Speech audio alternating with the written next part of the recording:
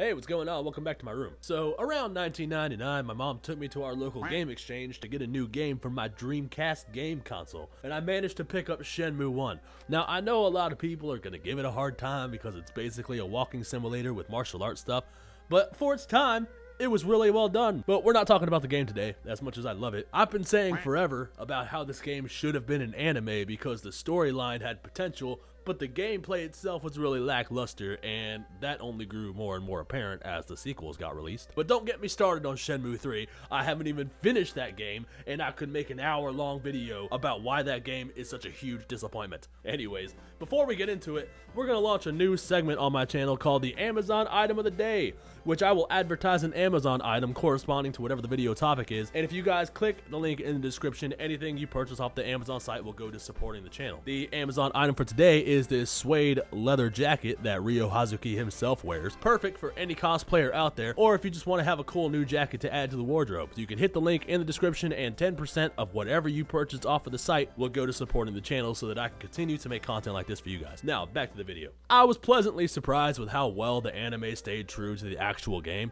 and with Yu Suzuki himself at the helm, it better be. That's all I'm saying. Like, dude's got a vision, and I want to see what vision he has been having for the last 23 years. So we're going to skip past the intro because I don't really know what I can say about it without really spoiling any crucial story points. So fast forward to the first scene, and Ryo is getting ready for school.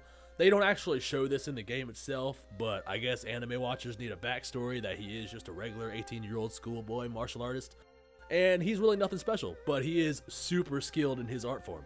So they're in the middle of this tournament, and this dude with the John Lennon sunglasses starts talking mad shit to Ryo and his friends, and he's faced with instant karma when Ryo downs him in one move. Then we get introduced to some iconic characters from the game, like Tom and his hot dog stand, which was put here purely for nostalgic reasons, and serves no purpose to the actual storyline, but it's nice to see Tom doing his little dance outside, you know, which is actually his idle animation, so he never stops dancing. There are fates worse than death, people. So then he beats up these two goons, which is happening out of order, but I'm not really complaining. It's still pretty cool, and this is where we meet Nozomi. Now, Nozomi is Ryo's not girlfriend. Like, they call each other friend, but we all know what's going on. All of these scenes are important because it displays Ryo's humanity, and in him sticking up for this kid, it shows that he's not just some ass-kicking machine, but he's a person that feels things and has a moral compass. But anyways, now that we're all past all that shit, now we're finally at the part where the game opens up, and we get the most iconic scene in all of Shenmue history.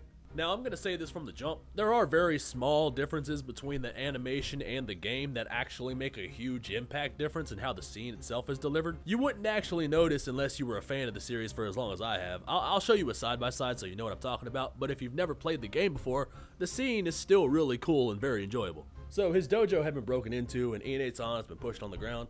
He goes deeper into the dojo, and Fuku-san comes flying out of the doors, and Ryo's like, well, that's not normal.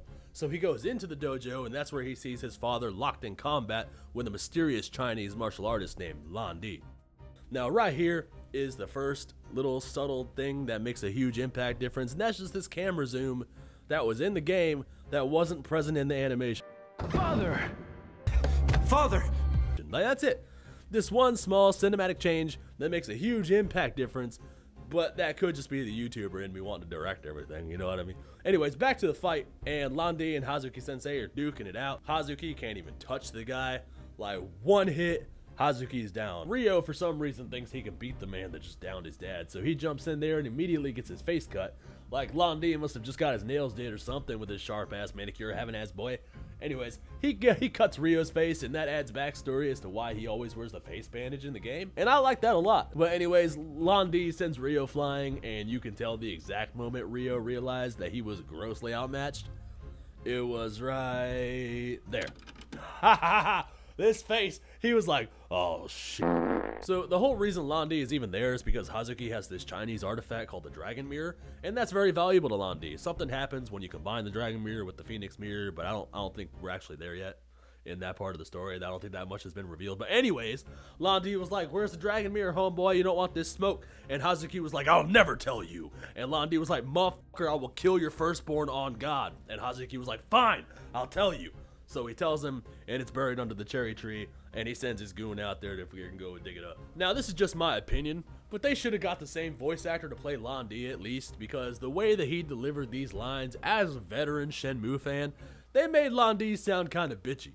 Like, they gave him a higher pitched voice and everything, and this line is supposed to sound intimidating. Do you remember Sun Ming Zhao? That is the name of the man you killed. Do you remember Chao Sun Ming? Zhao? That's the name of the man you killed in Moon Swan. It can't be. You! Get up. I'll allow you to die like a warrior. Ah! Literal goosebumps. Anyways, Lan Di kills Rio's dad and then bounces out with the mirror, and then Rio inches over to his dad where his dad delivers his final departing words before the thunderclap. Keep friends. Those you love close to you. No.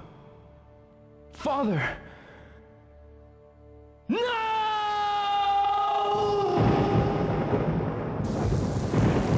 Look, I'm sorry, okay? There are just some lines in the game that I feel like were delivered better than the animation. That's it, okay? Back to the actual anime. That's okay. So Ine-san calls the police and opens an investigation, but they can't really do anything about it because he's Chinese and in Japan, so they have no leads on him. And even if they could do something, once he leaves the country, he's outside police jurisdiction and would be untouchable anyways. So Rio does the only thinkable thing left, and that's to start his journey of vengeance, tracking down and killing the man who killed his father. So then they go through this father-son montage while Rio's processing his emotions and mentally preparing himself for the decision he just made. Anime flashbacks are abundant, but then he runs into Nozomi, and for some reason he's still calling her by her last name. Arazaki. Like, what the hell, Rio? Anyways, she's blissfully unaware of the internal struggle that he's facing right now, but while she's talking to him, her stomach growls and gets a huge laugh out of Rio, and like, I'm sorry, but it's adorable. Anyways, they have a dinner date, and she kind of saves him from his demons in a way that only he would really understand. They try to go to Tom's for their dinner date, but Tom's hot dog stand is closed. It turns out he was sideswiped by a mysterious black car, and just like that, he has his first lead on the whereabouts of Lan Di. And that same car, this car, splashed Nozomi with mud while they skirted out, so Nozomi and Tom connect on their distaste of asshole drivers, and Rio knows exactly who did it. So they skip the hot dogs and decide to go for ramen instead, and I'm pretty sure Nozomi doesn't know that Rio's dad died like last night. And I don't know if he told her, because he's just kind of lost in thought, and she's like, is something wrong? And he's like, there's this person that I just can't get out of my head. You can tell me who you're thinking about. Is it me? It's probably, I bet it's me. It's a man named Lan Di. A man? Like, put yourself in her shoes for a second. You're out to dinner with your crush, and he can't stop thinking about another man. Like, that must hurt. You know, not gonna lie. Yeah, he could have at least told her. Anyways, someone in the ramen shop overhears Lan Di's name and then gives Rio another clue. It turns out that Lan Di went through the Chinese underground circuit and came to Japan through illegal immigration because they didn't build the wall. And it turns out that Lan Di might be affiliated with the Chinese mafia, and the old man in the ramen shop warns Rio that these are people that he might not want to fuck with. He heads home hanging his head because he feels like there's nothing he could really do, and that's when he notices that the door to his dojo is left open. When he goes to investigate, he's attacked by this golem-looking Lord of the Rings motherfucker named Chai.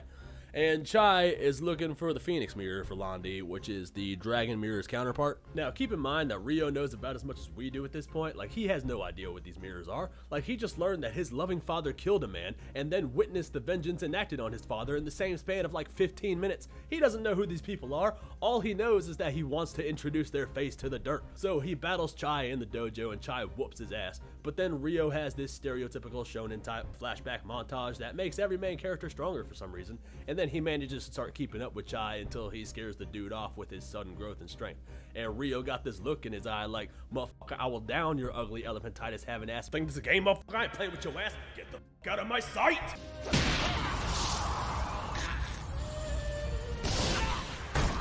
But then Ine-san and Fuku-san want to see what all the commotion is about, and that's when Rio breaks the news of his decision to leave.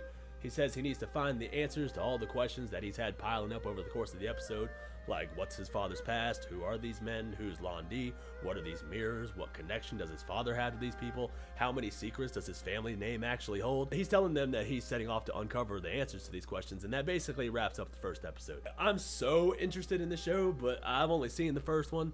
I'm waiting for a few more of them to drop so I can binge watch it. The last anime review hit 300 views, and that's so awesome. Like, I'll do a few more of these.